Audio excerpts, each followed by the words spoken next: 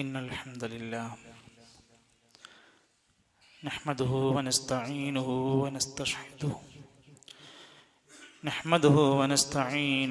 ونشكره ونعوذ بالله من شرور أنفسنا ومن سيئات أعمالنا من يهده الله فلا مضل له ومن يضلل فلا هادي له وأشهد أن لا إله إلا الله وحده لا شريك له ولا مثيل له ولا ضد ولا ند له ليس كمثله شيء وهو السميع البصير وأشهد أن محمدا عبده ورسوله وقائده وقرة أعيننا أرسله بالهدى ودين الحق ليظهره على الدين كله ولو كره المشركون اللهم صل على محمد وعلى آل محمد كما صليت على إبراهيم وعلى آل إبراهيم إنك حميد مجيد اللهم بارك على محمد وعلى آل محمد كما باركت على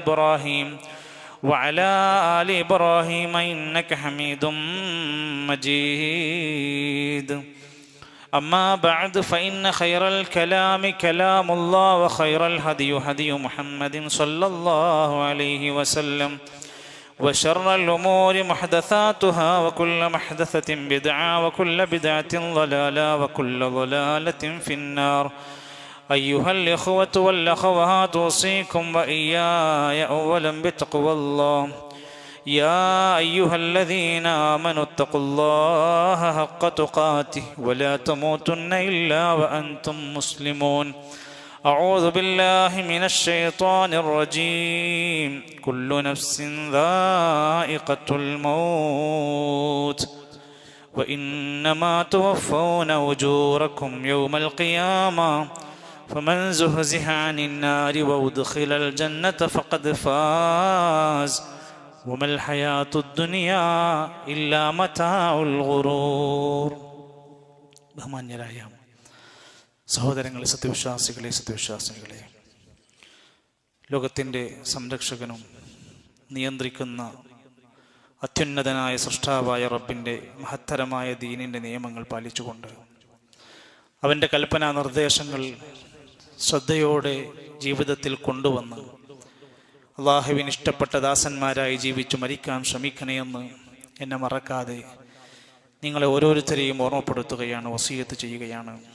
അള്ളാഹു നമ്മയെല്ലാം അവനിഷ്ടപ്പെടുന്ന നല്ലവരിൽ, സജ്ജനങ്ങളിൽ, സ്വാലിഹീങ്ങളിൽ ഉൾപ്പെടുത്തി അനുഗ്രഹിക്കുമാറാകട്ടെ. വെള്ളിയാഴ്ച ദിവസത്തിൻ്റെ പ്രത്യേകതയും സവിശേഷതയും ഓർമ്മിപ്പിച്ച് താക്കീത് നൽകേണ്ടതില്ലാത്ത വിധേന ഏവരും പ്രബുദ്ധരാണ്. പള്ളിയിൽ നേരത്തെ വന്ന് ഇരുന്ന് സൂറത്തുൽ കഹ്ഫ് പാരായണം ചെയ്യുന്ന, പ്രാർത്ഥനാ മനസ്സോടെ സ്വലാത്തുകൾ, ദിക്റുകൾ അധികരിപ്പിക്കുന്നവരായി മാറേണ്ട ദിവസമാണ് എന്ന ഓർമ്മ നമുക്ക് വീണ്ടും ആവശ്യമാണ്. പള്ളിയിലേക്ക് വരുന്നവർ സൊഫുകളുടെ ആദ്യ സൊഫുകൾ പൂർത്തീകരിക്കേണ്ടതുണ്ട്. ഇപ്പോഴും നിങ്ങളുടെ തൊട്ടു മുമ്പിലെ സൊഫുകളിൽ ഇപ്പോഴും ഒഴിഞ്ഞു കിടക്കുന്ന സീറ്റുകളുണ്ട്. ഒതുണ്ടാക്കി ഇപ്പോൾ തന്നെ മുകളിൽ പോയിരിക്കുന്ന സഹോദരങ്ങളുണ്ടെങ്കിൽ എത്രയും പെട്ടെന്ന് അവർ താഴേക്ക് വന്ന് ഇറങ്ങി ഈ താഴ്ഭാഗത്തുള്ള സൊഫുകൾ പൂർത്തീകരിച്ച് ഇരിക്കലാണ് ജുമയുടെ അദബ് എന്ന് പറയുന്നത്. നമ്മുടെ സൗകര്യം നോക്കി എവിടെയെങ്കിലും പോയി ഇരിക്കുക എന്നതാവരുത്. ചാരി ഇരുന്നു കൊണ്ട് ഇങ്ങോട്ട് തിരിയാതെ ഇരിക്കുന്നവരൊക്കെ അബദ്ധത്തിലാണുള്ളത്. ഖതീബിലേക്ക് തിരിഞ്ഞാണ് ഏവരും ഇരിക്കേണ്ടത്. ആ ബോധം നമുക്ക് ഓരോ ജുമയിലും ആവശ്യമാണ്. ഉറങ്ങാതിരിക്കാൻ, ഉറക്കം വരിക എന്നത് സ്വാഭാവികമാണ്. കുറേ സമയം ഇങ്ങനെ ഒരുപോലെ ഇരിക്കുമ്പോൾ ഉറക്കം വരിക എന്നുള്ളത് മനുഷ്യന്റെ പ്രകൃതമാണ്.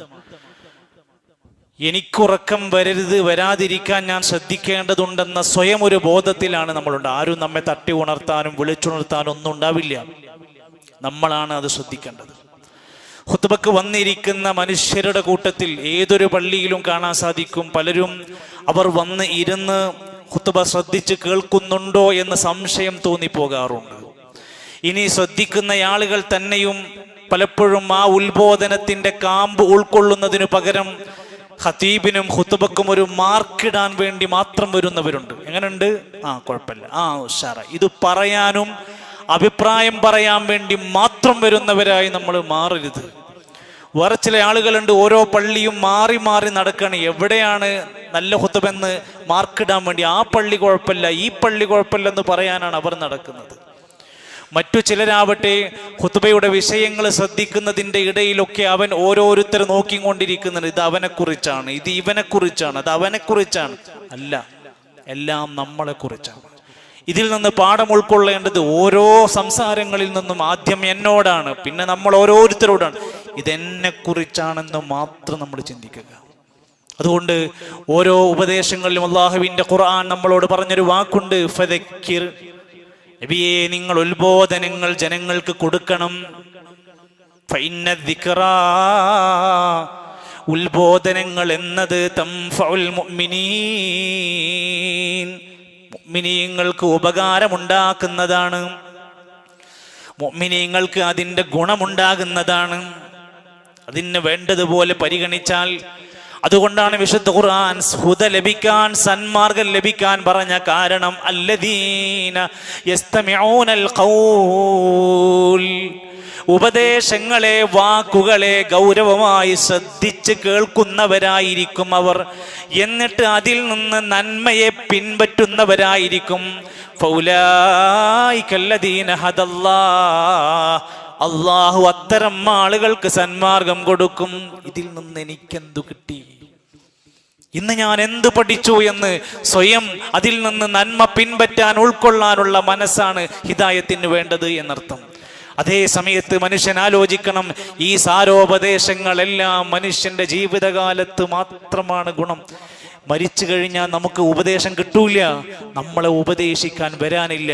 ഉലമാക്കന്മാര് പറയാറുണ്ട്, കഫാ ബിൽ മൗതി വഇള, നിന്നെ ഉപദേശിക്കാൻ ഓരോ മരണങ്ങൾ മതി. വേറെ ഒരാളുടെ വഅദ് നിനക്ക് കേൾക്കേണ്ട ആവശ്യമില്ല. നാട്ടിൽ നടക്കുന്ന ഓരോ മരണങ്ങൾ നിനക്കുള്ള ഉപദേശമാണ്. അല്ലാഹുവിന്റെ ഖുർആൻ പറയുന്നുണ്ട്, കുല്ലു നഫ്സിൻ ദായിഖത്തുൽ മൗത്ത്, എല്ലാവരും മരിക്കും. ഇത് ഓർമ്മപ്പെടുത്തേണ്ട ആവശ്യമില്ലാത്ത വിധേന നമുക്കൊക്കെ ബോധ്യപ്പെട്ട വാക്കാണ്, സത്യമാണ്. ഒരു ശാസ്ത്രത്തിനും ഒരു സയൻസിനും ഒരു ടെക്നോളജിക്കും പിടിച്ചുകെട്ടാൻ പറ്റാത്ത അള്ളാഹുവിൻ്റെ ദുനിയാവിലെ പ്രതിഭാസമാണ് ജീവിതം, മരണം എന്നതെങ്കിൽ മരിക്കും, മരണം എല്ലാവരും രുചിക്കും. ഇന്നമാ തുവഫൗന ഉജൂറക്കും യൗമൽ ഖിയാമ. ഇവിടെ തീരൂല. ഇവിടത്തേക്ക് വേണ്ടി മാത്രല്ല അള്ളാന്റെ കലാമ്. നാളെ പരലോകത്ത് മനുഷ്യരെ ഉയർത്തെഴുന്നേൽപ്പിക്കപ്പെടും. ആ ഉയർത്തെഴുന്നേൽപ്പിച്ച നാളിൽ അവന്റെ നന്മ തിന്മകൾക്ക് പ്രതിഫലം കൊടുക്കും. ഖൈറിനും ഷർറിനുമുള്ളത് കിട്ടും. ഫമൻ സുഹ്സിഹ അനിൻ നാരി, നരകത്തിൽ നിന്ന് ആരെങ്കിലും അകറ്റപ്പെട്ട് വഉദ്ഖിലൽ ജന്ന, സ്വർഗ്ഗത്തിൽ പ്രവേശിപ്പിക്കപ്പെട്ടാൽ ഫഖദ് ഫാസ്, അവൻ വിജയിച്ചിരിക്കുന്നു. ഇവിടുത്തെ വിജയങ്ങളൊന്നും വലിയ വിജയമൊന്നുമല്ല, അതൊക്കെ കുറച്ചു കാലത്തേക്കാ. വമൽ ഹയാത്തുദ് ദുനിയാ ഇല്ലാ മതാഉൽ ഗുറൂർ, ഈ ദുനിയാവിന്റെ വിഭവങ്ങൾ ഒരു വഞ്ചനയുടെ വിഭവമല്ലാതെ ഒന്നുമല്ല. അതുകൊണ്ട് എൻ്റെ പ്രിയപ്പെട്ടവരെ, നമ്മുടെ ഓരോരുത്തരുടെയും ജീവിതത്തിൻ്റെ ഓരോ മേഖലകളെയും അറിയാൻ, പഠിക്കാൻ, അവിടെ ഇസ്ലാമിൻ്റെ നിയമങ്ങളെ ഉൾക്കൊള്ളാൻ, അദബുകൾ പാലിക്കാൻ, സുന്നത്ത് പാലിക്കാൻ നമുക്കൊരു മനസ്സുണ്ടാവണം. മനസ്സുണ്ടെങ്കിൽ അത് നടക്കും. അതൊക്കെ തോന്നുന്ന പോലെ ആവട്ടെ.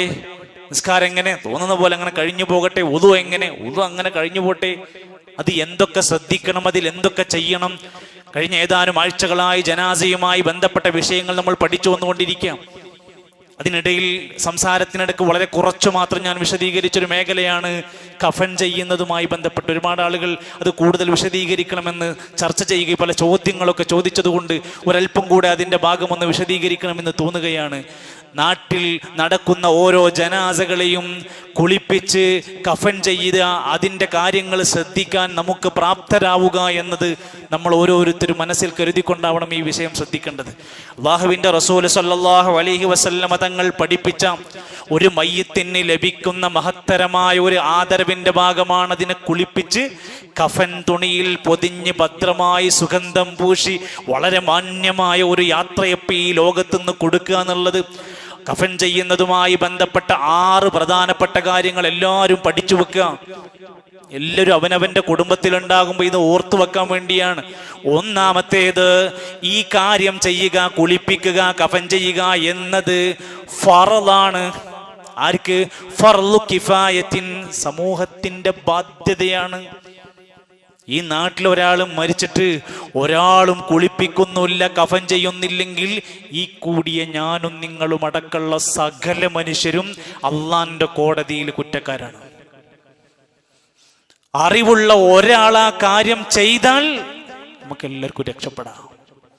ചില പ്രദേശത്ത് എത്തിപ്പെട്ടാൽ ചിലപ്പോൾ അവിടെ ആളില്ലാതെയാകാം, അവിടെ നമുക്ക് കയറാൻ കഴിയണം, സഹായിച്ചു കൊടുക്കാൻ പറ്റണം. ഇത് ഫർളു കിഫയാണ്, സമൂഹത്തിന്റെ നിർബന്ധ ബാധ്യതയിൽപ്പെട്ടതാണ്. 2, ഒരാളെ കുളിപ്പിച്ച് കഫൻ ചെയ്ത് കൊടുക്കുക. ഇപ്പം കുളിപ്പിക്കാൻ എല്ലാവരും കഴിയില്ലല്ലോ, എങ്കിൽ ആ കുളിപ്പിച്ച ജനാസനെ തന്ന് നമ്മളെ കൈക്ക് തന്ന അത് കഫൻ ചെയ്തു കൊടുത്താൽ അതിന് പ്രതിഫലമുണ്ട്. ഒമ്പിച്ച പ്രതിഫലം പഠിപ്പിച്ചു. ഹദീസിൽ വന്ന വാക്ക് വമൻ കഫന മയ്യിത്തൻ, ഒരാൾ മയ്യിത്തിനെ കഫൻ ചെയ്തു കൊടുത്താൽ കസാഹുല്ലാഹു മിൻ സുന്ദുസിൻ വസ്തബറഖിൽ ജന്നതി, സ്വർഗത്തിലെ പട്ടുവസ്ത്രം കൊണ്ട് ആ മനുഷ്യനെ അല്ലാഹ് ധരിപ്പിക്കുന്നതാണ്. സ്വർഗം കൊടുക്കുന്ന പറഞ്ഞത്. ഒരു മയ്യിത്തിനെ കഫൻ ചെയ്തു കൊടുത്ത് സഹായിച്ചാൽ അള്ളാന്റെ സ്വർഗത്തിൽ ആ വ്യക്തിക്ക് സ്വർഗത്തിലെ പട്ട് ധരിപ്പിക്കുമെന്ന് പറഞ്ഞാൽ അത് അള്ളാഹുവിനെ ഏറെ ഇഷ്ടപ്പെട്ടതും പ്രവാചകനേറെ പ്രോത്സാഹിപ്പിച്ചതുമായ ഒരു നന്മയാണ്. സാധ്യമാകുന്നവരൊക്കെ അതിൽ ഉണ്ടാവാൻ ശ്രമിക്കാം. 3-ാമത്തേത്, പറ്റുമെങ്കിൽ ഒരാൾ മരിച്ചു കഴിഞ്ഞാൽ അയാളുടെ ജനാസക്ക് കഫൻ ചെയ്യേണ്ട തുണി ആ മയ്യിത്തിന്റെ സമ്പത്ത് കൊണ്ടാവുക. പണമുണ്ട്, മൂപ്പരുണ്ടാക്കിയ സമ്പത്തുണ്ട്, ഉണ്ടെങ്കിൽ അയാളുടെ വിഹിതത്തിൽ നിന്ന് തന്നെ ആ മയ്യത്തിന്റെ കർമ്മങ്ങൾക്കുള്ള പണം കൊണ്ട് കൊടുക്കുക, പ്രത്യേകിച്ചും കഫൻ അടക്കമുള്ള കാര്യങ്ങൾ. എന്നാൽ മരണപ്പെട്ടതിന് ശേഷം ഒരാൾ പറഞ്ഞു അതിന്റെ പൈസ ഞാൻ കൊടുത്തോളാം, അത് എന്റെ വകയാണെന്ന് ഒരാൾ പറഞ്ഞാൽ കുറ്റമൊന്നുമില്ല, പ്രശ്നമൊന്നുമില്ല. ഏറ്റവും നല്ലത് ആ മയ്യത്തിൻ്റെതായ സമ്പത്ത് നിന്ന് കൊടുക്കലാണ് ഉചിതമായത്. നബിതങ്ങൾ ഒരു ജനാസന്റെ അടുത്തേക്ക് കയറി ചെന്നു. അപ്പൊ അതിന്റെ കാര്യങ്ങൾ ഇങ്ങനെ നടന്നുകൊണ്ടിരിക്കുന്നതിനിടയിൽ നബിതങ്ങൾ പറഞ്ഞു വകഫിനു ഫീ സൗബൈ, അദ്ദേഹത്തിന്റെ വസ്ത്രത്തിൽ നിന്ന് അദ്ദേഹത്തെ കഫൻ ചെയ്യുക. ആ ഹദീസിന്റെ അടിസ്ഥാനത്തിൽ പണ്ഡിതന്മാർ പറഞ്ഞു ഒരു മയ്യത്തിന്റെ സമ്പത്തിൽ നിന്ന് എടുക്കാനുണ്ടാവുക എന്ന്. അതുകൊണ്ടാണ് ഒരു ജനാസ മരണപ്പെട്ടതിന് ശേഷം ഉണ്ടാകുന്ന അദ്ദേഹത്തിന്റെ സമ്പത്ത് നിന്ന് എല്ലാം അങ്ങോട്ട് അനന്തരാവകാശികൾക്ക് കൊടുക്കൂല. അദ്ദേഹത്തിൻ്റെതായ ചില ചെലവുകളുണ്ട്, വസിയത്തുകളുണ്ട്, കെഫാറത്തുകളുണ്ട്. അങ്ങനെയുള്ള കാര്യങ്ങളൊക്കെ കൊടുത്തു വീട്ടിയതിൻ്റെ ശേഷമുള്ളതാണ് അനന്തര സ്വത്തുണ്ടാവുക എന്നർത്ഥം. 4-ാമത്തേത്, നാം ധരിപ്പിക്കുന്ന വസ്ത്രം ഏതുമാകട്ടെ അത് വെള്ള വസ്ത്രത്തിലാവുകയും പൂർണ്ണമായും മറയുന്ന വസ്ത്രമാവുകയും വേണം. ഇത് പ്രധാനപ്പെട്ട കാര്യമാണ്. പക്ഷെ ഇന്നിപ്പോ നമുക്ക് നാട്ടിലെ വിഷയം ചർച്ചയില്ല. അങ്ങനെയൊന്നും മറക്കാൻ പറ്റാത്തൊരു കാലം നമ്മുടെ കുറച്ച് കൊല്ലങ്ങൾക്ക് മുമ്പ് നമ്മുടെ നാട്ടിലുണ്ടായിരുന്നു. കാരണം അവർക്ക് ധരിക്കാൻ പോലും വസ്ത്രമില്ല. ജീവനോടെ നടക്കുന്നവർക്ക് ധരിക്കാൻ വസ്ത്രമില്ല. നിങ്ങൾ നിങ്ങളുടെ ബാപ്പയുടെ, ഇപ്പൊ നമ്മൾ വാപ്പാന്റെ വെല്ലിപ്പാന്റെ ഒക്കെ അഡ്രസ്സ് എറിഞ്ഞെടുക്കണ കാലല്ലേ. തിരിഞ്ഞു നോക്കാനും ആവശ്യത്തിന് സ്നേഹിക്കാനൊന്നും ഒഴിവില്ലെങ്കിലും ഓലൊക്കെ വോട്ടർ പട്ടികയിലുണ്ടോന്ന് തെരഞ്ഞുകൊണ്ടിരിക്കുന്ന കാലഘട്ടമാണല്ലോ. നിങ്ങൾ നമ്മുടെ വാപ്പാന്റെയും വെല്ലിപ്പാന്റെ ഒക്കെ ജീവിതകാലത്തെ ഫോട്ടോ ഉണ്ടെങ്കിൽ എടുത്തു നോക്കി, ഒരു തുണിയും മേലൊരു തോർത്തും കൊണ്ടിട്ടാണ് ജീവിക്കുന്നവരായിരുന്നു നമ്മുടെ വെല്ലിപ്പാര്. ഇന്ന് നമ്മൾ എവിടെയാണ് ജീവിക്കുന്നത് തിരിച്ചു വായിച്ചു നോക്കണം. എത്ര വസ്ത്രമാണ് ഷെൽഫിൽ സൂക്ഷിച്ച്, എത്ര പ്രാവശ്യമാണ് അത് ഉപയോഗിച്ചത്. ഉപയോഗിക്കാൻ പറ്റാത്ത എത്ര വസ്ത്രങ്ങൾ അവിടെ കിടക്കുന്നുണ്ട്. എന്താ പ്രശ്നം? സൈസ് പോരാ, കളറ് പോരാ, മോഡല് പോരാ, വേറെ ഒരു കുഴപ്പത്തിനില്ല. ഇനി നമ്മൾ വായിക്കേണ്ട വാക്കാണ് റസൂൽ സല്ലല്ലാഹു അലൈഹി വസല്ലമയുടെ കാലഘട്ടത്തിലെ അവരുടെ ജീവിതത്തിൽ വലിയൊരു പ്രയാസം നിറഞ്ഞ രംഗമായിരുന്നു ഉഹദ് യുദ്ധത്തിന്റെ ഭൂമിയിൽ.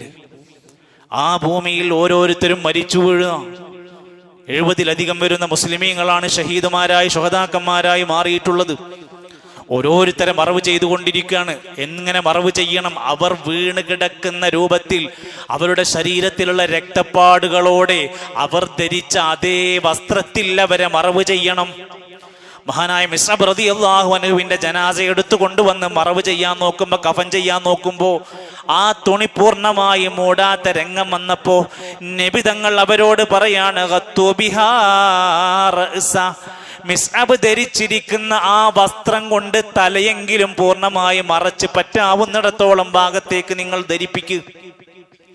വജ്അലു അലാ റിജ്ലൈഹിൽ ഇദ്ഖിറ, എന്നിട്ട് കാലിന്റെ ഭാഗത്തേക്ക് ഇദ്ഖിർ എന്ന് പറയുന്ന പുല്ല് കൊണ്ടുവന്ന് ഇട്ടത് ഭദ്രമാക്കി മറച്ചു വെക്കും.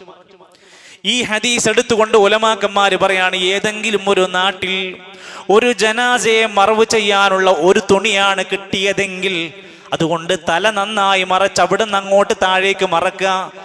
തികയാതെ വരുന്ന ഭാഗം കാലിന്റെ ഭാഗത്ത് എന്തെങ്കിലും നജസല്ലാത്ത വസ്തുക്കൾ വെച്ചുകൊണ്ട് മറക്കണം. എന്തിനപ്പം അങ്ങനെ പറയണ്? അങ്ങനത്തെ ഒരു ഘട്ടം വന്നത് ചെയ്യേണ്ടി വരും എന്ന് ഓർമ്മപ്പെടുത്തുകയാണ് ഇസ്ലാമികമായ കിതാബുകളിലൂടെ. അതേപോലെ തന്നെയാണ് ഷഹീദുമാരായ ആളുകൾ, ശുഹദാക്കന്മാരായ ആളുകൾ, അവർ ധരിച്ചിരിക്കുന്ന വസ്ത്രത്തിൽ തന്നെ വസമ്മിലൂഹും ഫി സിയാബിഹിം, അവർ ധരിച്ചത് ഏത് വസ്ത്രത്തിലാണെങ്കിൽ ആ വസ്ത്രം കൊണ്ട് അവരെ മറവ് ചെയ്യണം. കുളിപ്പിക്കുക പോലും ആവശ്യമില്ല, മയ്യിത്ത് നമസ്കാരം പോലും ആവശ്യമില്ല ശുഹദാക്കന്മാർക്ക്. അവർ ഷഹീദായതോടെ അവരുടെ പാപങ്ങൾ പൊറുക്കപ്പെട്ടു. സല്ലല്ലാഹു അലൈഹി വസല്ലം ഉഹദിന്റെ സമയത്ത് പറയാണ്, അവര് നിങ്ങളങ്ങ് പുതപ്പിക്കുക, റമ്മിലൂഹും ബിദിമാ സമ്മിലൂഹും ബിദിമാഇഹിം, നിങ്ങളെ രക്തമൊന്നും കഴുകിക്കളയണ്ട, ആ രക്തപ്പാടുകൾ കൊണ്ട് നിങ്ങൾ അവരെ മുടി പുതക്കുക.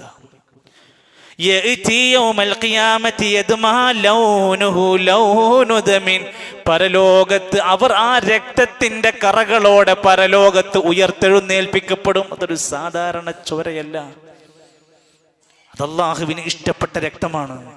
അതുകൊണ്ട് അവർ ഉയർത്തെഴുന്നേൽപ്പിക്കപ്പെടും. വരീഹുഹു, നാളെ അതിന്റെ സുഗന്ധം എന്നത് റീഹുൽ മിസ്കി, കസ്തൂരിയുടെ സുഗന്ധമായിരിക്കും. ആ സ്ഥാനം എത്ര വലുതാണെന്ന് നമ്മൾ ചിന്തിക്കേണ്ടത്. ഇദാ കഫന അഹദുകും മഖാഹു, മറ്റൊരിക്കൽ നബി തങ്ങൾ പറഞ്ഞു, നിങ്ങളുടെ സഹോദരനെ നിങ്ങൾ കഫൻ ചെയ്യുമ്പോൾ ഫൽയുഹസ്സിൻ കഫനു, അവന്റെ കഫൻ ചെയ്യുന്നത് നന്നാക്കാൻ ശ്രമിക്കണം. എങ്ങനെങ്കിലുമൊക്കെ എന്തെങ്കിലും കെട്ടിപ്പൂട്ടി പോകരുത്.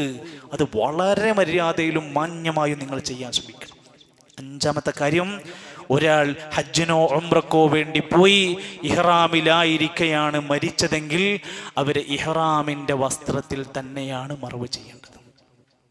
എന്നാൽ ഒരാൾ ഹജ്ജിനോ ഉംറക്കോ പോയ ഒരു ഡ്രസ്സുണ്ട് നമ്മളെ കയ്യിൽ, അതിങ്ങനെ എടുത്തു വെച്ചിരിക്കുക, അതിൽ പിന്നീട് ഉംറയൊക്കെ കഴിഞ്ഞ് വന്ന് നാട്ടിൽ വന്ന് എടുത്തു വെച്ചിരിക്കുക. അതെന്തിനാണ്?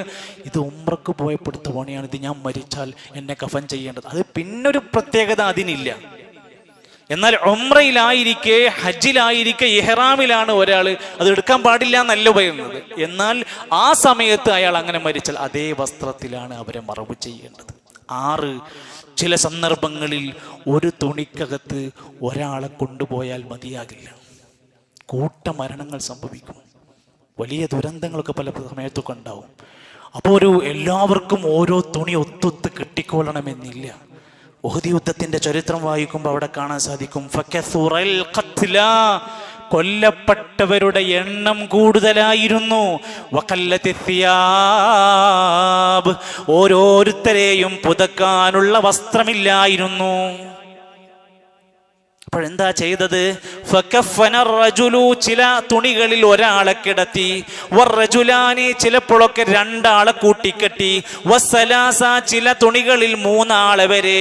ഫിസ്സൗബിൽ വാഹിദി, ഒറ്റ തുണിയിൽ കുളിപ്പിക്കേണ്ടതില്ലല്ലോ, നേരെ എടുത്ത് 3 ആളെയൊക്കെ ഒന്നിച്ചൊരു തുണിയിലാക്കിയിട്ട് കെട്ടിയിട്ട് കബറടക്കി ഉഹദിന്റെ രംഗത്ത്. ثم يدفنون في قبر واحد, എന്നിട്ട് വലിയ ഒരു ഖബറുണ്ടാക്കിയിട്ട് അവരെ ഒന്നിച്ചൊരു ഖബറിനകത്തേക്ക് മറവ് ചെയ്തു. സല്ലല്ലാഹു അലൈഹി വസല്ലം മറവ് ചെയ്യുന്നതിന് മുമ്പ് ചോദിച്ചൊരു ചോദ്യമുണ്ട്, ഫീഹും അക്സറുഹും ഖുർആന, ഈ കിടക്കുന്നവരിൽ ഏറ്റവും കൂടുതൽ ഖുർആൻ അറിയുന്നവരാരാളുള്ളത്? അപ്പൊ സ്വഹാബത്ത് ഇങ്ങനെ ഓരോരുത്തരെ പറ്റി പറഞ്ഞു, വരാണ് എങ്കിൽ അവരെ ആദ്യം ഖബിലക്ക് നേരമായി കിടത്തു. ഖുർആൻ പഠിക്കുന്ന, ഖുർആൻ അറിയുന്ന മനുഷ്യർക്കുള്ള റോള പറഞ്ഞത്. ഇത്രയും ശുഹദാക്കന്മാർക്കിടയിൽ നിന്ന് ആദ്യമായി ഖബറിലേക്ക് ഇറക്കി വെക്കേണ്ടത് അതിൽ ഖുർആൻ ഏറ്റവും നന്നായി അറിയുന്നവരാണ് എന്ന് പറഞ്ഞ് അവരുടെ ജനാസയാണ് ആദ്യം എടുത്ത് ഇറക്കി വെക്കുന്നത്. വലം യുസല്ലി അലൈഹിം, ആ ഖബറിലേക്ക് ഇറക്കം ചെയ്ത ഒരൊറ്റ ജനാസക്ക് വേണ്ടിയും ഷഹീദുമാരായതുകൊണ്ട് നബി തങ്ങൾ നമസ്കരിച്ചിട്ടില്ല. അതുകൊണ്ട് ഈ കാര്യങ്ങളെങ്കിലും ചുരുങ്ങിയത് നമ്മൾ മനസ്സിലാക്കുക. രണ്ട്, നമ്മൾ പഠിക്കേണ്ടത് ചില സുന്നത്തായ കർമ്മങ്ങൾ ഇതുമായി ബന്ധപ്പെട്ട് നമുക്ക് പഠിക്കാനുണ്ട്. അതിൽ ഒന്ന്, വെള്ള വസ്ത്രത്തിലാവുക എന്നത് ശക്തമായ സുന്നത്ത്. റസൂലുള്ളാഹി സ്വല്ലല്ലാഹു അലൈഹി വസല്ലം പഠിപ്പിച്ചൊരു ഹദീസ്, ഇൽബിസൂ മിൻ സിയാബികുമുൽ ബിയാദ, നിങ്ങൾ വെള്ള വസ്ത്രം ധരിക്കുക, ഫഇന്നഹാ മിൻ ഖൈരി സിയാബികും, അത് ഏറ്റവും ഉത്തമമായ വസ്ത്രമാണ്. ഒരു മുസ്ലിമിന്റെ ജീവിതത്തിലെ പ്രാധാന്യമർഹിക്കുന്ന വസ്ത്രമാണ് വെള്ള വസ്ത്രം എന്നത്. സുന്നത്താണ്. ഒരു വെള്ളിയാഴ്ചയെങ്കിലും നമുക്കിത് ചെയ്തൂടെ? ഖൈറായ സിയാബാണ് വെള്ള വസ്ത്രം എന്നത്. നിങ്ങൾ വെള്ള വസ്ത്രം ധരിക്കൂ, അത് നിങ്ങൾക്ക് ഖൈറുള്ളതാണ്. വകഫിനൂ ഫീഹാ മൗതാകും, നിങ്ങളിൽ മരണപ്പെട്ടവരെ നിങ്ങൾ വെള്ള വസ്ത്രം കൊണ്ട് കഫൻ ചെയ്യൂ. രണ്ട് കാര്യം അതിൽ പഠിപ്പിച്ചു. നോർമലി ഒരാളുടെ ജീവിത കാലഘട്ടത്തിലും വെള്ള വസ്ത്രത്തിന്റെ പ്രാധാന്യം പഠിപ്പിച്ചു കൊടുത്തു. രണ്ട്, ഒരാൾ മരിച്ചാൽ നിങ്ങൾ അയാളെ വെള്ള വസ്ത്രം കൊണ്ട് കഫൻ ചെയ്യൂ എന്ന് ഹദീസിൽ തന്നെ എടുത്തു പറഞ്ഞു. രണ്ടാമത്തെ സുന്നത്ത്, 3 തുണിയിലാവുക എന്നത് സുന്നത്താണ്. ഒന്നാണ് നിർബന്ധമായി ചെയ്യേണ്ടത്. വഖുഫിന റസൂലുള്ളാഹി സ്വല്ലല്ലാഹു അലൈഹി വസല്ലം, നബിതങ്ങൾ മരിച്ചപ്പോൾ സഹാബത്ത് അവരെ കഫൻ ചെയ്യാൻ ഉപയോഗിച്ചത് ഫീ സലാസത്തി അബ്വാബിൻ, 3 കഷ്ണങ്ങളിലായിട്ടാണ്. അവിടെ നിന്ന് പറയാണ്, യമാനിയത്തിൻ ഖുറുസുഫിൻ ലൈസ ഫീഹാ ഖമീസും വലാ അമാമത്തുൻ, തൊപ്പിയോ കുപ്പായം ഒന്നിട്ട് കൊടുക്കാതെ 3 തുണിയിലായി കൊണ്ടാണ് ഞങ്ങൾ ജനാസയെ കഫൻ ചെയ്തത്. എന്നിട്ട് പറയാണ്, നിങ്ങൾ എപ്പോഴും ഇദാ അജ്മറുതുമുൽ മയ്യിത, നിങ്ങൾ എപ്പോഴും ജനാസയുടെ കാര്യങ്ങൾ ചെയ്ത് ശരിയാക്കുമ്പോൾ ഫഔതിറു, ഒറ്റയാകാൻ ശ്രമിക്കണം. ഒറ്റ എന്ന് പറഞ്ഞാൽ 3. ഇനി വേണ്ടി വന്ന് വേറെ എന്തെങ്കിലുമൊക്കെ പ്രയാസം വരികയാണെങ്കിൽ അതിൽ എണ്ണം കൂടാൻ പാടുള്ളൂ എന്നർത്ഥം. 3ാമത്തെ സുന്നത്ത് എന്ന് പറയുന്നത് സുഗന്ധം ഉപയോഗിക്കാന്നാണ്. ഇത് ജീവിതകാലത്തെ നമുക്ക് പാലിക്കേണ്ട ഒരു മര്യാദയാണ്. ഒരു മുസ്ലിം ദുർഗന്ധം പേറി നടക്കേണ്ടവനല്ല. ഒരു മുസ്ലിം ആകെ നാറ്റിച്ചുകൊണ്ട് ജീവിക്കേണ്ടവനല്ല. ഒരു ഹദീസിൽ കാണാൻ സാധിക്കും, നിങ്ങൾ വെളുത്തുള്ളിയും വല്യുള്ളിയും തിന്നുകൊണ്ട് പള്ളിയിൽ വരരുത്. എന്തേ കാരണം? അതിന്റെ ദുർഗന്ധമുണ്ടാകും. അവിടെ വരുന്ന മലായികത്തുകൾക്കും മനുഷ്യർക്കുമൊക്കെ അത് പ്രയാസമുണ്ടാക്കും. നബി സല്ലല്ലാഹു അലൈഹി വസല്ലം ഇഷ്ടപ്പെട്ട സുന്നത്തുകളിൽപ്പെട്ട ഒരു കാര്യമാണ് സുഗന്ധം ഉപയോഗിക്കുക. നമ്മൾ നല്ലൊരു മുസ്ലിമാണോ എങ്കിൽ നമ്മുടെ കയ്യിൽ ഒരു സുഗന്ധം ഉപയോഗിക്കുന്ന ഒരു അടയാളങ്ങൾ ഉണ്ടാവണമെന്നത് അത് നമ്മുടെ ജീവിതത്തിന്റെ ഭാഗമാണ്. ജീവിതകാലത്ത് തന്നെ അത് വലിയ കാര്യമാണ്. ഇനി ഒരാൾ മരിച്ചാൽ അദ്ദേഹത്തിന്റെ അവസാന യാത്രയാണ്. മഹാനായ അബൂ സഈദ് അൽ ഖുദ്രി റളിയല്ലാഹു അൻഹു, ഇബ്നു അബ്ബാസ് റളിയല്ലാഹു അൻഹു, ഇബ്നു ഉമർ റളിയല്ലാഹു അൻഹു മജ്മഈൻ, ഇവരൊക്കെ മരിക്കുന്നതിന്റെ മുമ്പ് പറഞ്ഞ വസിയത്താണ്, ഞാൻ മരിച്ചു കഴിഞ്ഞാൽ എന്നെ ഊദ് കൊണ്ട് സുഗന്ധം പൂശിത്തരണമെന്ന് വസിയത്ത് പോലും പറഞ്ഞിട്ടുണ്ട്. ശരീരത്തിൽ പുരട്ടാൻ വേണ്ടി പറഞ്ഞിട്ടുണ്ട്. കഫൻ തുണിയിൽ സുഗന്ധം ഉപയോഗിക്കാൻ പറഞ്ഞിട്ടുണ്ട്. നല്ല കാര്യമാണ്. 4ാമത്തെ സുന്നത്ത്, കൂടുതൽ വിലപിടിപ്പുള്ളതാകാതിരിക്കാൻ ശ്രദ്ധിക്കുക. ഏതായാലും അവസാനത്തെ ഒരു ഇതല്ലേ, വാപ്പാക്ക് ഞാൻ നല്ലൊരു സംഭവം ആയിക്കോട്ടെ എന്ന് വിചാരിച്ച് കുറച്ച് ക്വാളിറ്റി കൂടി ഭയങ്കര വില ഉള്ളത് കൊണ്ടുവന്ന് ധരിപ്പിക്കാതിരിക്കുക എന്നതാണ് അവിടെ സുന്നത്ത്. പുതിയത് തന്നെ വേണമെന്നില്ല. പഴയ ഒരു നല്ല വൃത്തിയുള്ളതാണെങ്കിൽ അതും മതിയായതാണ്. അബൂബക്കർ സിദ്ദീഖ് റളിയല്ലാഹു അൻഹുവിന്റെ അടുത്ത് ഇത്തരം വിഷയത്തിൽ ഒരു ചർച്ചയുണ്ടായപ്പോൾ അബൂബക്കർ സിദ്ദീഖ് റളിയല്ലാഹു അൻഹു പറഞ്ഞു, ഇന്നൽ ഹയ്യ്, ജീവിച്ചിരിക്കുന്നവനാണ് അഹഖുബിൽ ജദീദി മിനൽ മയ്യിത്തി, മയ്യിത്തിനേക്കാൾ പുതിയത് ഉപയോഗിക്കാൻ യോഗ്യൻ ജീവിതകാലത്തുള്ള മനുഷ്യന്മാർക്കാണ്. മരിച്ച മണ്ണിൽ കിടക്കുന്നവർക്ക് പുതിയ തന്നെ വേണമെന്നില്ലെന്നാണ് അവിടുന്ന് പഠിപ്പിച്ചത്. ഉലമാക്കന്മാർ ഫിഖിന്റെ കിതാബുകളിൽ അതിൻ്റെ ഒരു ചെറിയ രൂപം പഠിപ്പിക്കുന്നുണ്ട്. കുളിപ്പിച്ചതിനു ശേഷം ആ കഫൻ തുണികൾ 3ഉം നേരെ വിരിക്കുകയാണ്. അതിൽ നിന്ന് കെട്ടാൻ ആവശ്യമായ തുണികൾ അതിൽ നിന്ന് തന്നെ നമ്മൾ മുറിച്ചെടുക്കുകയാണ്. എന്നിട്ട് 1ാമത്തെ തുണി ആ കട്ടിലിൽ നിവർത്തി അങ്ങ് വെക്കുകയാണ്. ആ തുണിയിൽ അല്പം പനിനീര് തെളിക്കുക. സുഗന്ധം തേക്കാൻ പറ്റുമെങ്കിൽ അല്പം സുഗന്ധം പുരട്ടി കൊടുക്കുക. എന്നിട്ട് 2ാമത്തെ തുണി വിരിക്കുക. എന്നിട്ട് 3ാമത്തെ തുണി വിരിക്കുക. എന്നിട്ട് ആ 3ാമത്തെ തുണിയുടെ മേലെ ആ മയ്യത്തിനെ കിടത്തുന്നതിൻ്റെ ഭാഗത്ത് ഔറത്തിന്റെ ഭാഗങ്ങൾ വരുന്നിടത്ത് ഒരു പ്രത്യേക തുണി കഷ്ണം കൂടി വെക്കുക. വല്ല മാലിന്യങ്ങളും വരാതിരിക്കുകയാണ്. വരികയാണെങ്കിൽ തന്നെ അവിടേക്കാകാൻ വേണ്ടി ഒരു തുണി കഷ്ണം കൂടി ഒക്കെ ഒന്ന് ഭദ്രമാക്കി വെക്കുക. എന്നിട്ട് മയ്യത്തിനെ അതിലേക്ക് കിടത്തുക. സുജൂദിന്റെ അവയവങ്ങളിൽ അവിടെ സുഗന്ധം പുരട്ടി കൊടുക്കുക. ചില ഫിഖഹിന്റെ കിതാബുകളിൽ കാണാൻ സാധിക്കും, കക്ഷഭാഗത്തും അതുപോലെ തന്നെ കൈകളുടെ വിരലിന്റെ ഇടഭാഗങ്ങളിലുമൊക്കെ സുഗന്ധം പുരട്ടി കൊടുക്കുക എന്നത് സുന്നത്താണ്. ഇതൊക്കെ എന്നാണ് നമ്മൾ പഠിക്കുക? ഇതൊക്കെ എന്നാണ് നമ്മൾ സമൂഹത്തിൽ ഇറങ്ങി ഇങ്ങനെ ചെയ്ത് മാതൃകയായി നമ്മുടെ കുടുംബങ്ങളിലേക്ക് എത്തിപ്പെടുക? ഏത് സമയത്തും ആവശ്യം വരുന്ന കാര്യങ്ങളാണ് എന്ന ബോധ്യം നമുക്ക് ആവശ്യമുണ്ട് എന്ന് ഞാൻ പറഞ്ഞു വന്നിരിക്കുന്നത്. അതുപോലെ തന്നെ എന്നിട്ട് ഭദ്രമായി അതിനെ പിടിച്ച് ആദ്യം തലയുടെ ഭാഗം കെട്ടുക, പിന്നെ നടുഭാഗം കെട്ടുക, പിന്നീട് കാൽഭാഗം കെട്ടുക. മയ്യത്ത് ഖബറിലേക്ക് ഇറക്കി വെക്കുമ്പോൾ കെട്ടിയ എല്ലാ കെട്ടുകളും അഴിച്ചു മാറ്റുക.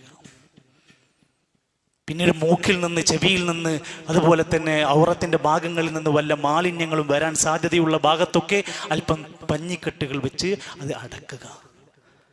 ആർക്കും ലളിതമായി ചെയ്യാൻ പറ്റുന്ന, ഒരല്പം ധൈര്യവും ചെറിയൊരു ഇൽമും ഉണ്ടെങ്കിൽ ചെയ്യാൻ പറ്റുന്ന ഈ കാര്യം. ഇനി ഒരു സ്ത്രീ ആണെങ്കിൽ അവരെ കഫൻ ചെയ്യുമ്പോൾ അവർക്കും ഇതുപോലെ തന്നെ ഈ 3 തുണി തന്നെ മതിയാവുന്നതാണ്. വേണമെങ്കിൽ ഒരു മുഖമക്കനെയും അതുപോലെ തന്നെ താഴെ ഒരു ഖമീസ് പോലെ ഒരു അടിത്തുണിയും ഒക്കെ കെട്ടിക്കൊടുത്ത് അവരെ നമുക്ക് കഫൻ ചെയ്യാൻ ഇതേ മെത്തേഡ് തന്നെ ഉപയോഗപ്പെടുത്താം. അവരുടെ മുടി 3 ആക്കിക്കൊണ്ട് തിരിഞ്ഞ് കെട്ടിയിട്ട് വേണം അവരെ പിന്നെ മുഖമക്കനേക്ക് ഇട്ടുകൊടുക്കാൻ. ഇതൊക്കെ സഹോദരന്മാർക്ക് പ്രത്യേകമായി പഠിപ്പിച്ചു കൊടുക്കേണ്ടതാണ്. നമ്മുടെ വീട്ടിലെ പ്രിയപ്പെട്ടവരെ, നമ്മുടെ ഉമ്മമാർ, നമ്മുടെ സഹോദരിമാർ, നമ്മുടെ പെങ്ങന്മാരൊക്കെ ഇതൊക്കെ പഠിക്കാനും അറിയാനും യോഗ്യത നേടാനും കഴിയേണ്ടവരാണ്. നമ്മുടെ കുടുംബത്തിൻ്റെതായ ഔറാത്തുകളും പോരായ്മകളും ഒക്കെ, ആ ജനാസയുടെ പോരായ്മകളൊക്കെ മറ്റുള്ളവർ അറിയാതിരിക്കാനൊക്കെ ഏറ്റവും നല്ല മാർഗം നമ്മുടെ വീട്ടുകാർ അതിൽ ജാഗ്രതയുണ്ടാവുക എന്നാണ്. അല്ലാഹു സുബ്ഹാനഹു വ തആല നമ്മളൊക്കെ വലിയ ജീവിതകാലത്തെ സ്വപ്നങ്ങളുമായി ജീവിക്കുന്നവരാണ്. എല്ലാവിധ അപകടങ്ങളിൽ നിന്നും ദുരന്തങ്ങളിൽ നിന്നും നമ്മെ എല്ലാം കാത്തുരക്ഷിക്കുകയും ഈമാനുള്ള മരണം നൽകി നമ്മെ അല്ലാഹു അനുഗ്രഹിക്കുകയും ചെയ്യുമാറാകട്ടെ.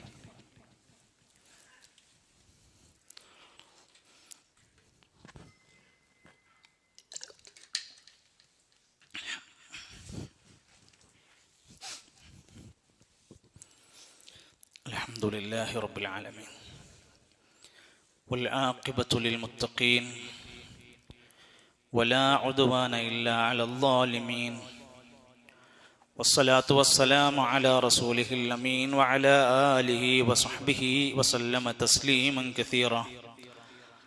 അമ്മാ ബഅദ് ഫത്തഖുല്ലാഹ ഇബാദല്ലാഹ് വസീകും വഇയ്യായ സാനിയം ബിതഖ്വല്ലാഹ്. അല്ലാഹുവിൻ്റെ നിയമനിർദ്ദേശങ്ങൾ പാലിച്ചുകൊണ്ട് പ്രവാചക അധ്യാപനങ്ങൾ ജീവിതത്തിൽ പുലർത്തിക്കൊണ്ട് ജീവിക്കാൻ ഓരോരുത്തരും ശ്രമിക്കണമെന്ന് ഒരിക്കൽ കൂടി എന്നെയും നിങ്ങളെയും ഓർമ്മപ്പെടുത്തുകയാണ്. അള്ളാഹു നമ്മെ സഹായിക്കുമാറാകട്ടെ. മനുഷ്യൻ്റെ ജീവിതത്തിൽ ആരോഗ്യത്തിന് വലിയ പ്രാധാന്യമുണ്ട്. രോഗിയായി കിടക്കുക എന്നത് ആരും ഇഷ്ടപ്പെടാത്ത കാര്യമാണ്. അതുകൊണ്ടാണ് മഹാനായ റസൂലുള്ളാഹി സ്വല്ലല്ലാഹു അലൈഹി വസല്ലം പറഞ്ഞത്, ഒരാളുടെ ജീവിതത്തിൽ ഈമാൻ എന്ന യഖീൻ എന്ന കാര്യം കിട്ടിക്കഴിഞ്ഞാൽ പിന്നെ അയാൾക്ക് ലഭിക്കുന്ന ഏറ്റവും വലിയ അനുഗ്രഹം എന്നത് ആഫിയത്താണ്. എഴുന്നേറ്റ് നടക്കാനും ജോലിക്ക് പോകാനൊക്കെ പറ്റും. റസൂലുള്ളാഹി സ്വല്ലല്ലാഹു അലൈഹി വസല്ലം പ്രാർത്ഥിക്കാറുണ്ടായിരുന്നു, അല്ലാഹുമ്മ ഇന്നി അസ്അലുകൽ ആഫിയത ഫീ ദീനി വ ദുനിയായ. വേറെ ചില ഹദീസുകളിൽ അല്ലാഹുമ്മ ഇന്നി അസ്അലുകൽ അഫ്വ വൽ ആഫിയ, പല വാക്കുകൾ നമുക്ക് കാണാൻ സാധിക്കും. ആഫിയത്ത് റബ്ബേ എനിക്ക് നൽകണേ എന്ന് പ്രാർത്ഥിക്കാറുണ്ടായിരുന്നു. നിഅമതാനി മഗ്ബൂനും ഫീഹിമാ കസീറുൻ മിനൻ നാസ്, നമ്മളെ കുറിച്ചാണോ തോന്നിപ്പോകും. 2 അനുഗ്രഹങ്ങൾ മനുഷ്യർക്ക് ലഭിച്ചിരിക്കുന്ന വലിയ നിഅമത്താണ്. മഗ്ബൂനും ഫീഹിമാ കസീറുൻ മിനൻ നാസ്, ധാരാളം മനുഷ്യന്മാർ അതിനെ നിസ്സാരമായി കാണുന്നു. അസ്സിഹതു, ആരോഗ്യം, വൽ ഫറാഗ്, ഒഴിവു സമയം. ആവശ്യത്തിനുള്ള വ്യായാമമില്ല, തെറ്റായ ഭക്ഷണ രീതികൾ, മോശപ്പെട്ട ജീവിത ശൈലി കാര്യങ്ങൾ, ഇതെല്ലാം കൊണ്ടു നടന്ന് സ്വന്തം ആരോഗ്യം നശിപ്പിക്കുന്നവർ സ്വയം അറിയുന്നില്ല ഞാൻ ഇതിനെ ഒരു മൈൻഡ് ചെയ്യാതെ പോകുന്നുണ്ടോ ആരോഗ്യത്തെ എന്ന്. ഡോക്ടർ ഒന്ന് നടക്കണമെന്ന് പറഞ്ഞാൽ നമ്മൾ നടക്കാൻ തയ്യാറാകും. ഇനി ഇന്നത് കഴിക്കരുത്, ഇന്നത് കുടിക്കരുതെന്ന് പറഞ്ഞാൽ, അങ്ങനത്തെ ഒരു ഘട്ടം വന്നാൽ പണം നമ്മുടെ കയ്യിലുണ്ട്, അതെടുത്ത് കഴിക്കാൻ ഇഷ്ടപ്പെട്ട ഭക്ഷണങ്ങൾ വേണ്ടെന്ന് വെക്കുന്ന ഒരു കാലം വരുന്നതിന് മുമ്പ് ആരോഗ്യത്തെ നല്ല ചിട്ടയോടെ കൊണ്ടു നടക്കാൻ നമുക്ക് കഴിയേണ്ടതുണ്ട്. അല്ലാഹുവിന്റെ റസൂൽ സല്ലല്ലാഹു അലൈഹി വസല്ലം വിശുദ്ധ ഖുർആനിലൂടെ പഠിപ്പിച്ച ഒരു പരാമർശമുണ്ട്, വലാ തുൽഖൂ ബിഐദീകും ഇല തഹ്ലുക, നിങ്ങൾ സ്വമേധയാ നിങ്ങളുടെ കരം കൊണ്ട് നാശത്തിലേക്ക് കൊണ്ട് തള്ളരുത്. നമ്മുടെ ആരോഗ്യവും നമ്മുടെ ജീവിതത്തിന്റെ ഏറ്റവും വിലപ്പെട്ട ഈ ഒരു ചുറുചുറുക്കുള്ള യൗവനവും നമ്മളായി നശിപ്പിക്കരുത്. അതുകൊണ്ട് ദുശ്ശീലങ്ങൾ ഉണ്ടാകരുത്. ആരോഗ്യം നഷ്ടപ്പെടുത്തുന്ന മോശപ്പെട്ട ദുശ്ശീലങ്ങൾ ഒരു വ്യക്തിയിൽ ഉണ്ടാകുന്നത് അവൻ സ്വയം ആത്മഹത്യ ചെയ്യുന്നതിന് സമാനമാണ്. ശരി, ഇനി ഒരാൾക്കൊരു രോഗം വരുന്നു. ആ രോഗം വരുന്ന സമയത്ത് സ്വാഭാവികമായും ഇനി നമ്മുടെ നാട് അനുഭവിക്കുന്ന ഒരു വലിയ പ്രതിസന്ധിയാണ്. കുടുംബത്തിൽ ഒരു വ്യക്തിക്ക് രോഗം വരുന്നതോടെ വീട് വെക്കേണ്ടി വരുന്നു, ആധാരം പണയപ്പെടുത്തേണ്ടി വരുന്നു, ഉള്ള സമ്പത്ത് മുഴുവൻ ചികിത്സക്ക് വേണ്ടി കൊടുക്കേണ്ടി വരുന്നു. ലക്ഷക്കണക്കിന് രൂപയാണ് മരുന്നുകളുടെ ചിലവ്. അവയവങ്ങളൊന്ന് മാറ്റിവെക്കേണ്ടി വന്നാൽ അതിനേക്കാൾ അപ്പുറത്തേക്കാണ്. എന്നിട്ടും അവസാനം തൻ്റെ കുടുംബം മുന്നോട്ട് പോകാൻ പറ്റാത്ത വിധേനയാകുമെങ്കിലും രോഗികളെ തിരിച്ചു കിട്ടാത്ത അവസ്ഥകൾ വരെ വന്നുകൊണ്ടിരിക്കാൻ നമ്മൾ ഒന്ന് കരുതിയിരിക്കുക. നമ്മൾ പൂർണ്ണമായി നമ്മുടെ ആരോഗ്യത്തെ സംരക്ഷിക്കേണ്ടുന്ന ബാധ്യത നമ്മുടെ മേലുണ്ട്. രണ്ടാമത്തെ കാര്യം, ചില ആളുകളെങ്കിലും ഈ കാര്യത്തിനെ ഗൗരവമായി കാണുകയും എന്നിട്ട് തൻ്റെ ഭാവിയിൽ ഏതെങ്കിലും എനിക്കോ എൻ്റെ കുടുംബത്തിനോ എൻ്റെ പ്രിയപ്പെട്ടവർക്കോ അസുഖം വന്നാൽ ഞാൻ എന്തു ചെയ്യും എന്ന ബേജാറുള്ളത് കൊണ്ട് കിട്ടുന്ന പരമാവധി ഇൻഷുറൻസുകൾ ഉപയോഗപ്പെടുത്തുന്നവരും ഉണ്ട്. അവരോടാണ് പറയാനുള്ളത്, ഒന്ന് പരിശോധിക്കണം. ഇസ്ലാമിക ലോകത്തെ ഉലമാക്കന്മാര് ഒരു ഇൻഷുറൻസ് സംവിധാനത്തെ കുറിച്ച് പരിചയപ്പെടുത്തുമ്പോൾ ആദ്യം പറയാറുള്ളത് എന്താണെന്നറിയോ? ഒരു സർക്കാർ നിങ്ങളോട് നിർബന്ധിച്ചുകൊണ്ട് പറയുന്ന ഇൻഷുറൻസ് ആണോ, നിങ്ങൾ അത് എടുക്കണം. അതിൻ്റെ ആ നിയമം തെറ്റാതിരിക്കാൻ വേണ്ടി. അങ്ങനെയാണ് ഞാനും നിങ്ങളൊക്കെ വാഹനത്തിന്റെ ഇൻഷുറൻസ് എടുത്തത്. അത് എടുക്കാതെ നമുക്കൊരു ഗവൺമെന്റിന്റെ കീഴിൽ പോകാൻ പറ്റൂല, നമുക്ക് ഫൈൻ അടക്കേണ്ടി വരും. അപ്പൊ നമ്മൾ എന്ത് ഇൻഷുറൻസ് എടുക്കേണ്ടത്? ആ ഇൻഷുറൻസ് നമ്മൾ എടുക്കുന്നു അതിന്റെ ഏറ്റവും ചെറുത്, തേർഡ് പാർട്ടി. ഇപ്പൊ നമ്മൾ എടുത്തതൊക്കെ ബമ്പർ ടു ബമ്പറാണ്, നല്ല ലാഭമാണ്. ഒന്നിട്ട് ഒരതി കിട്ടിയാൽ മതി, പരമാവധി നമുക്ക് മുതലാക്കാനുള്ള വകുപ്പ് കാത്തിരിക്കുക. നമുക്കത് പറ്റൂല. അടുത്ത ആഴ്ച ഹുതുബക്ക് വന്നില്ലെങ്കിൽ വിഷമമൊന്നുമില്ല, കാര്യങ്ങൾ പറയണല്ലോ. ഒന്ന് പറയാം, നമ്മൾ ആ ചെയ്തുകൊണ്ടിരിക്കുന്ന സംഭവം ഇന്ന് നമ്മൾ എടുത്തുകൊണ്ടിരിക്കുന്നത് പരമാവധി മുതലാക്കുകയാണ്. എന്നിട്ട് ഓരോരുത്തരും തന്റെ വാഹനത്തിന്റെ പ്ലസ് പോയിന്റ് പറയാണ്, വാഹനത്തിന് ബമ്പർ ടു ബമ്പറാണ്. സുഹൃത്തെ, ഇസ്ലാമിക ലോകത്ത് പണ്ഡിതന്മാര് പറയണം, അങ്ങനെ ഒരു ഘട്ടം നിനക്കുണ്ടെങ്കിൽ ആ നിയമം രക്ഷപ്പെടാൻ വേണ്ടി മാത്രം എടുക്കുക. ഗൾഫ് രാജ്യങ്ങളിലാണെങ്കിൽ അവരുടെ ഇക്കാമ പുതുക്കി കിട്ടണോ, ഇത്ര രൂപന്റെ ഇൻഷുറൻസ് സംവിധാനം അവിടെ ഒരുക്കണം. അത് ഗവൺമെന്റ് നിയമമാണ്. അയാൾക്ക് അത് എടുത്തേ പറ്റുള്ളൂ, അത് അയാൾ ചെയ്തേ പറ്റുള്ളൂ. എങ്കിൽ അത് ആ നിയമത്തിന്റെ ഭാഗമായി അയാൾ ചെയ്യേണ്ടി വരും. ഇനി രണ്ടാമത്, അയാൾക്ക് നിർബന്ധമായ കാര്യമല്ല, അയാൾക്ക് നിർബന്ധമൊന്നുമില്ല, അങ്ങനത്തെ ഇൻഷുറൻസ് സംവിധാനങ്ങൾ ഏതെങ്കിലും എടുക്കുന്ന ഘട്ടം വരികയാണെങ്കിൽ അതെന്തായിരിക്കണം, എന്താണ് അതുകൊണ്ടുള്ള നിയമം എന്താണ്? ഒരാൾക്ക് അത്തരം സംവിധാനങ്ങൾ, പോളിസികൾ ഉപയോഗപ്പെടുത്തുകയാണെങ്കിൽ അതിൽ നിന്ന് അയാൾ അടച്ച സംഖ്യ മാത്രമേ തിരിച്ചെടുക്കാൻ പോലും പാടുള്ളൂ. അപ്പൊ നിങ്ങൾ തിരിച്ചു വയ്ക്കും, പിന്നെന്തിനാ അടക്കണത്? അതാണ് ഇസ്ലാം പറയുന്നത്. ഇനി ഞാൻ പറയട്ടെ, ഈ വിഷയവുമായി ബന്ധപ്പെട്ട ഇസ്ലാമിക കിതാബിൽ ചോദിക്കുന്ന ഒരു ചോദ്യമുണ്ട്, എന്തുകൊണ്ട് അത് പറ്റാതിരിക്കാനുള്ള കാരണം നിങ്ങൾക്ക് തന്നെ ബോധ്യമുണ്ട്. ഒരു കുടുംബത്തിന്റെ ആരോഗ്യ ഇൻഷുറൻസ് നമ്മൾ എടുക്കുമ്പോൾ ഉണ്ടാകുന്ന വിഷയം എന്താ? ഒരു കുടുംബത്തിന് വേണ്ടിയിട്ട് നമ്മൾ 10,000 വെച്ച് മാസം അടക്കുന്നു, 10 മാസം അടക്കുന്നു എങ്കിൽ 1 ലക്ഷം രൂപയായി. 1 ലക്ഷം രൂപയടച്ച് 10 കൊല്ലത്തിനുള്ളിൽ നിങ്ങളുടെ കുടുംബത്തിൽ ഒരാൾക്ക് മരണമോ ആക്സിഡന്റോ സംഭവിച്ചാൽ 10 ലക്ഷം രൂപ തരാം. അപ്പൊ എന്താ സംഭവിക്കുന്നത്? അവിടെ ഒരാൾക്ക് അങ്ങനെ സംഭവിച്ചാൽ 10 ലക്ഷം അയാൾക്ക് ലാഭമാണ്, 9 ലക്ഷം ലാഭമാണ്. സംഭവിച്ചില്ലെങ്കിൽ കമ്പനിക്ക് 1 ലക്ഷം രൂപ ലാഭമാണ്. അങ്ങനെ ഒരു 10 ആളേക്കെന്ന് കിട്ടിയാൽ അവർക്കും അത്യാവശ്യമായി. അപ്പോൾ ഒരു ഭാഗത്ത് ഇതൊരു ചൂതാട്ടം പോലെയായി മാറുകയാണ്. ഒരു ചൂതാട്ട സ്വഭാവം വരികയാണ് ഇതിന്റെ പിന്നിൽ. 2, ഇതിനെക്കുറിച്ച് പഠിച്ചാൽ നമുക്ക് കാണാം, ഇത്തരം കമ്പനികളിൽ പലതും പലിശ ബേസ്ഡ് ആണ്, അല്ലാതെ ഇത് മുതലാവില്ല. അതുകൊണ്ട് നമ്മുടെ ആരോഗ്യത്തിന്റെ സംരക്ഷണത്തിന്റെ കാര്യത്തിൽ പിന്നെ ഇത്തരം എമർജൻസി സംവിധാനം വന്ന ഞങ്ങൾ എന്താ ചെയ്യുക? അതിന് നമ്മുടെ നാടുകളിൽ സംവിധാനം ഉണ്ടാവണം. പലിശരഹിത വായ്പകൾ സ്റ്റാർട്ട് ചെയ്യണം. അത് കൊണ്ടുപോകൽ വലിയ പ്രയാസമാണ്. പേടിച്ചു കൊണ്ടുപോകാൻ ഒരുപാട് ആളുണ്ടാവും, തിരിച്ചടക്കൂല. ആ സിസ്റ്റം ശരിയായി പാലിക്കപ്പെടണം. ഒരു പലിശരഹിത വായ്പ സംവിധാനം കാണണം. മറ്റൊന്ന്, തകാഫുൽ സംവിധാനങ്ങൾ നമ്മുടെ നാട്ടിൽ മഹല്ലുകളിൽ ഉണ്ടാവണം. ഇത്തരത്തിലുള്ള എമർജൻസി സംവിധാനങ്ങൾ വന്നാൽ ഒരു 100 പേര് കൂടുന്നു, ഓരോരുത്തരും മാസം ഓരോ വിഹിതം 1000 രൂപ വെച്ച് അടക്കുന്നു. അതിൽ ആ മാസം ആർക്കാണോ വീട്ടിൽ കല്യാണം വന്നു, അതല്ലെങ്കിൽ എമർജൻസി കേസുകൾ വന്നു, ആ മാസം അയാൾക്ക് കൊടുക്കും. എക്സ്ട്രാ പൈസ ഒന്നുമില്ല, അടച്ച പൈസ. അങ്ങനെ നമ്മൾ പരസ്പര സഹായനിധി അത്തരത്തിലുള്ള മാർഗങ്ങളല്ലാതെ ഈ നിലക്കുള്ള നമ്മൾ യോജിക്കാൻ പറ്റാത്ത, നമ്മുടെ ജീവിതത്തിൽ ഹലാലായി മാറാത്ത സാമ്പത്തിക വ്യവസ്ഥകൾ എത്ര മോഹിപ്പിച്ച് കൊതിപ്പിച്ച് തന്നാലും അത് വേണ്ടെന്ന് പറയാനാണ് ഒരു മുസ്ലിമിന് ഈമാൻ വേണ്ടത്. വേണമെന്ന് പറയാൻ ഒന്നും ആവശ്യമില്ല. അല്പം പണത്തിനോടൊരു മോഹം മാത്രം ഉണ്ടായാൽ മതി, കുടുംബത്തിനോടൊരു ചെറിയ ഇഷ്ടം മാത്രം ഉണ്ടായാൽ മതി, അവരൊക്കെ ഇതിൽ ചെന്ന് വീടുപോകും. നോർക്കയെ പോലെ പ്രവാസികളെ സഹായിക്കുന്ന ഗവൺമെന്റിൻ്റെതായ ചില ആനുകൂല്യങ്ങൾ ലഭിക്കുന്നതിന് വേണ്ടിയുള്ള ഇൻഷുറൻസ് സംവിധാനങ്ങൾ ഉണ്ടാകും. അത് പണ്ഡിതന്മാർ പറയും അതൊരു സർക്കാർ നൽകുന്ന ആനുകൂല്യമാണ്, അത് അവർക്ക് ഉപയോഗപ്പെടുത്താം. എന്നാൽ മറ്റു നിലക്കുള്ള കൊമേഴ്ഷ്യലായ ഇൻഷുറൻസ് സംവിധാനങ്ങൾ പരസ്പര സഹായിക്കാനും ആശ്വാസ ഫണ്ടായിട്ടല്ല നൽകുന്നത്, അതൊരു ബിസിനസ് ഫണ്ടാണ് എന്ന് മനസ്സിലാക്കാനും പലിശ വരാനും ചോദാട്ടം വരാനും ഒക്കെയുള്ള മേഖലയാണെന്നും നമ്മുടെ സമ്പത്തും നമ്മുടെ ആരോഗ്യവും ഒക്കെ അള്ളാഹുവിന് ഇഷ്ടപ്പെട്ട ഹലാല് കൊണ്ടാണ് സംരക്ഷിക്കപ്പെടേണ്ടത് എന്ന ബോധ്യവും നമുക്ക് വേണ്ടതുണ്ട്. അള്ളാഹു സുബ്ഹാനഹു വ തആല എല്ലാവിധ ആപത്തുകളിൽ നിന്നും ദുരന്തങ്ങളിൽ നിന്നും നമ്മെ എല്ലാം കാത്തു രക്ഷിക്കുമാറാകട്ടെ.